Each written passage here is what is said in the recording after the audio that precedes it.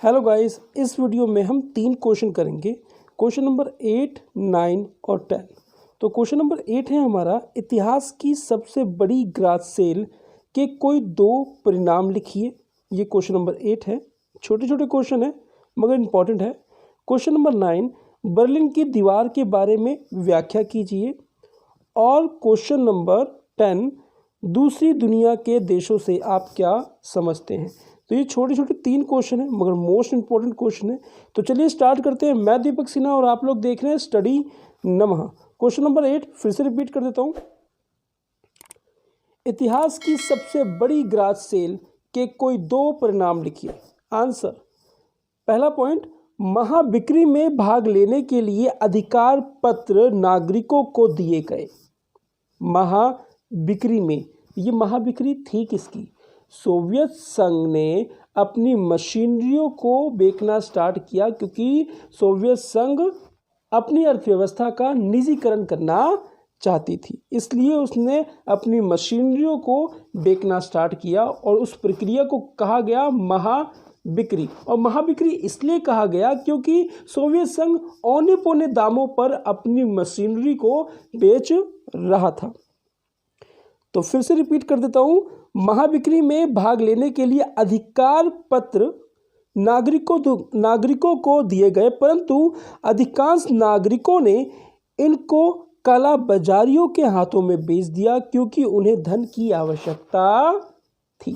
उनके पास धन की कमी थी, इसलिए उन्होंने अधिकार पत्र को काला बाजारियों को बेच दिया। पॉइंट नंबर 2, रूसी मुद्रा रूबल में गिरावट के कारण लोगों की जमा पूंजी समाप्त हो गई क्योंकि रूबल की कीमत कमज़ोर हो गई थी। यहाँ से 1 मार्क्स का एक क्वेश्चन बनता है कि रूस की मुद्रा का नाम बताओ। तो रूस की मुद्रा का नाम क्या है? रूबल।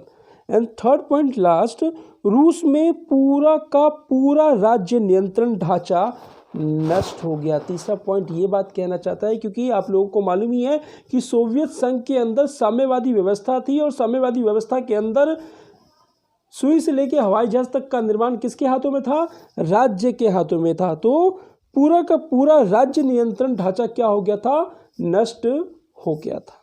तो ये था क्वेश्चन नंबर 8। आशा करता हूँ आप लोगों को बात समझ में आई होगी। अब करते हैं क्वेश्चन नंबर 9, बर्लिन की दीवार के बारे में व्याख्या कीजिए। आंसर ध्यान से समझना, इसके 1 मार्क्स के भी क्वेश्चन में पूछे जा सकते हैं। आंसर, बर्लिन की दीवार पूंजीवादी दुनिया और साम्यवादी दुनिया के बीच विभाजन का प्रतीक थी। 1961 में बनी ये दीवार, कब बनी? 1961 में बनी ये दीवार पश्चिमी बर्लिन को पूर्वी बर्लिन से अलग करती थी। 150 किलोमीटर से भी ज़्यादा लंबी ये दीवार 28 वर्षों तक खड़ी रही और आखिरकार जनता ने इसे 9 नवंबर 1989 को तोड़ दिया। ये जर्मनी के एकीकरण और साम्यवादी खेमे की समाप्ति की शुरुआत थी। इस क्वेश्चन को अच्छे से याद कर लेना क्योंकि इसके अंदर जो दीवार और दीवार का जो सन है वो इम्पॉर्टेंट है। तो ये था question number 9। And last question, question number 10, दूसरी दुनिया के देशों से आप क्या समझते हो। आंसर, द्वितीय विश्व युद्ध के पश्चात विश्व 2 गुटों में बंट गया। एक गुट का नेतृत्व पूंजीवादी देश संयुक्त राज्य अमेरिका कर रहा था। इस गुट के देशों को पहली दुनिया भी कहा जाता है।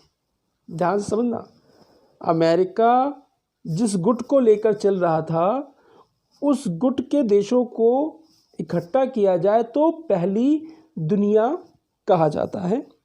आगे, दूसरे गुट का नेतृत्व साम्यवादी सोवियत संघ कर रहा था।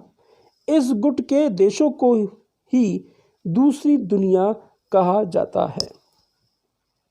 फिर से रिपीट करता हूँ, इस गुटों के देशों को ही दूसरी दुनिया कहा जाता है। मैं इसमें एक और चीज़ आपसे पूछ लेता हूँ, तो फिर तीसरी दुनिया किसे कहते हैं?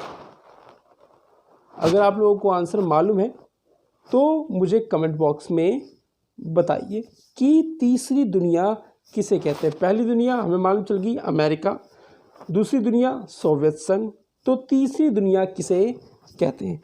आशा करता हूँ आप लोगों को ये 3 क्वेश्चन छोटे छोटे थे, अच्छे से समझ में आ गए होंगे। तो अगर मेरे नोट्स की लैंग्वेज आप लोगों को अच्छी लग रही है तो प्लीज़ अपने यार दोस्तों में शेयर करो, लाइक शेयर कमेंट जरूर करो। तो मिलते हैं नेक्स्ट वीडियो में।